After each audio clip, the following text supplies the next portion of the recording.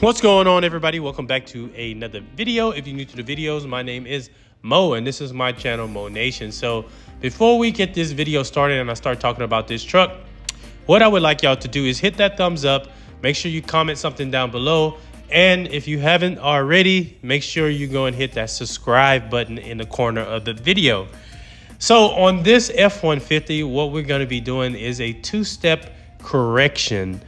And the backstory behind this one is this particular guy went to another shop here in San Antonio, which is pretty well known here from my understanding. I see they ads all the time. Now, what y'all won't see me do is to tell y'all what shop it was. I won't talk bad about the shop or anything.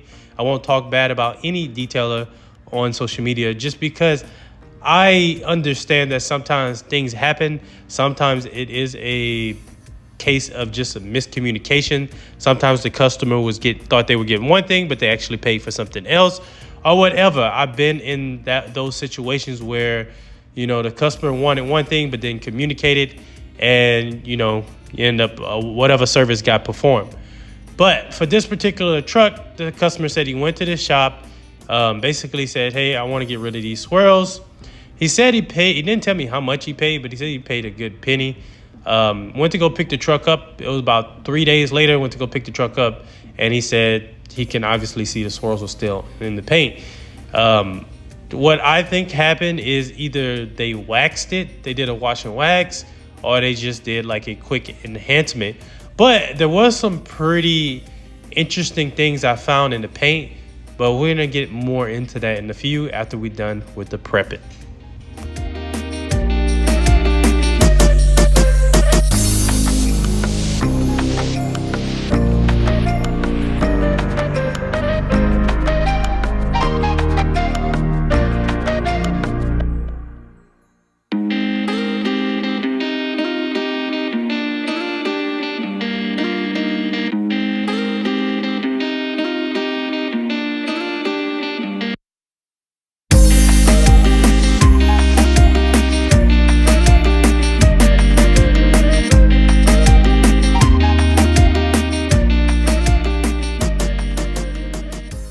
So my process for the prepping phase is going to be doing the wheels first, in the fender wells, knocking all that good stuff out.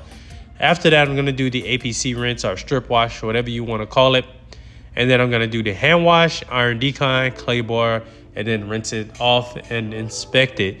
Now, sometimes, depending on the vehicle, I may prep it a little different. Sometimes I may do a certain step a little longer.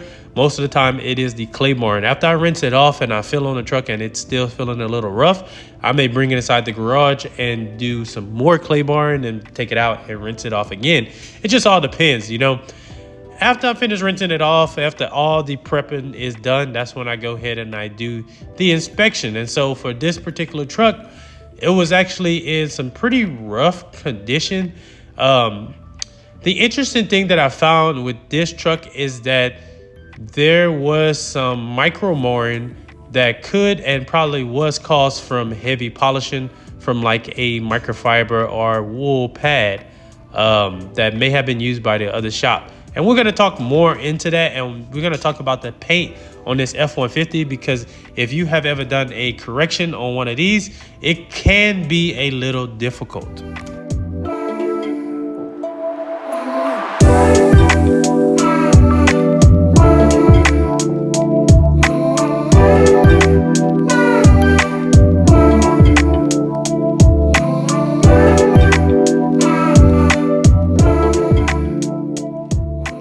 So what I'm going to be doing is a couple of test spots. There's 3 reasons why I do test spots before I actually even start. Number 1, I do test spots for y'all, so I can show y'all a before and after, or kind of give you an idea of what we're going to be working with and what the results are kind of going to be. The second reason why I do test spots before I actually start the whole truck is also so I can kind of see what is going to work best with that particular vehicle. I do believe when it comes to paint corrections, compound and polishes and the different pads and stuff, it is not a one shoe fit all type of thing. And I hope that's the right terminology for that. But I think I said that wrong. But y'all get what I'm trying to say. The thing is, the combination I'm using on this truck may not be the best combination for the next truck that I do, or for a Chevy, or for a Dodge, or something like that. The third reason why I do test spots, this also lets me know whether I'm dealing with hard paint or I'm dealing with soft paint.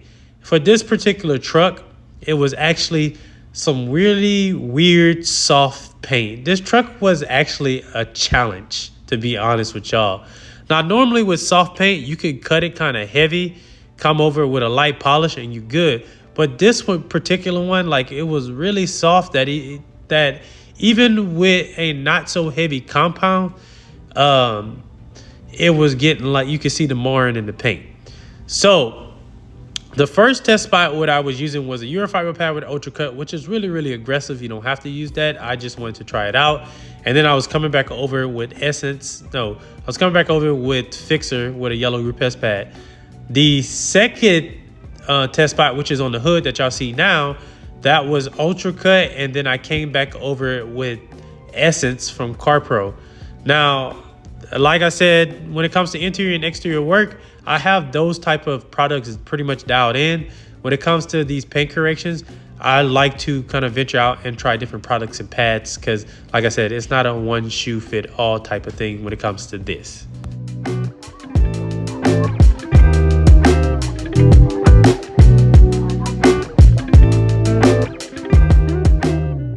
So what you're looking at right now is one side of this door in this truck is just me compounding it, and then the other side is the full two-step.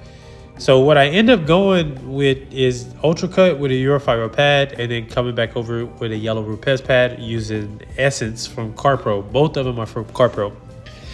Now, remember in the beginning, I told y'all after I washed it and I did the inspection, I could see some micro marring from an aggressive pad. And now, as I started working on the truck, I understand what may have happened. I think what happened is the customer paid for one step. They went to cut it with like an aggressive pad, but probably used like a medium compound polish or something like that, so they can get great results with a one step. The problem is this paint is like too soft. Way too soft, that if you hit it with anything aggressive, you're gonna get some micro marring, and you're gonna have to come back behind it with a second step to get rid of that. And so that is like the biggest thing that I learned with this particular truck. And also I started looking up stuff on YouTube of other people doing corrections on this particular model, and they were having the same issues I was running into. Was like, okay, I'm trying not to cut it too heavy because the compound was a little hard to get off, but when I cut it with something that wasn't as aggressive, I just wasn't getting good results.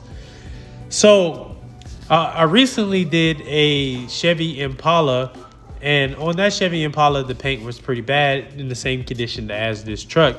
And what I found was with that Impala, what I had to do was use a blue foam pad from Rupes, and I used Ultra Cut, and that took off probably about 85%. And then I came back over with a yellow pad from Rupes, and I used either Fixer or Essence, and I think it was Fixer that I was using, and that gave me that 95% defect removal on that Impala. The microfiber pads are gonna cut fast.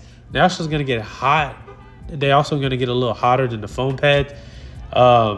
And so it's going to work that polish or whatever compound you're going to be using faster. Now, when it comes to the foam pads, it's going to kind of work that polish or compound that you're using a little slower.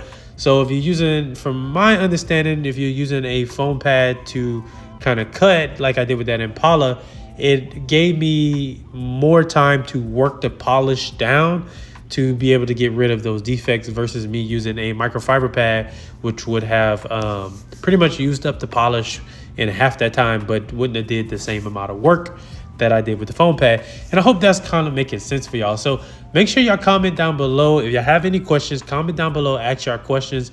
And I try to fit in as much knowledge as I can in these videos. And as I learn, y'all will also get to learn as well.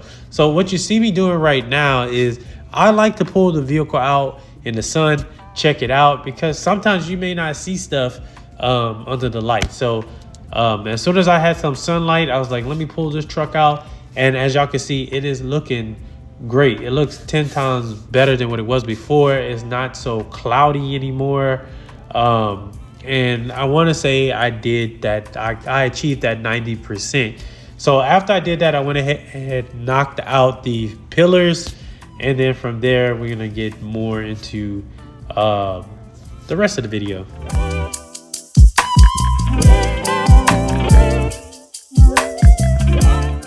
So what I started doing is doing a quick wash where I just foam it down. I do a quick hand wash and then I rinse it off, pull it inside, blow out the cracks and crevices and dry it off, and then go ahead and apply the protection. The protection for this one, I'm going to be using SB3 Solo. I signed up with this company along with SBS. So what I do is, if they don't want a 5-year, they don't want a 3-year coating, every correction and enhancement comes with at least a 1-year protection. So if I'm not mistaken, they call this one a 1-year coating. I just tell them it is 1-year protection, whatever, same thing. So this one is applied pretty easy, same thing. Put it on. I use an applicator pad to put it on. You can spray it on, it rainbows, and then you just buff it off. It's pretty hard to mess that one up. Now, what I'm going to start doing is logging each vehicle that I do, and logging what combination worked best for me on that particular vehicle. And I'm pretty sure other people are already doing this. So I'm going to go get me a little notebook to start doing it. Now, if you want, comment down below, y'all. Let me know. Do you want me to go through the different compound and polishes that I'm using? What's good for enhancement? What's good for a one-step? And all that good stuff. Comment down below. Let me know. If y'all want me to do something like that, I'll go ahead and make the effort to make a video about the Car Pro or about Kashkimi or about whatever polishes and compounds that I'm using.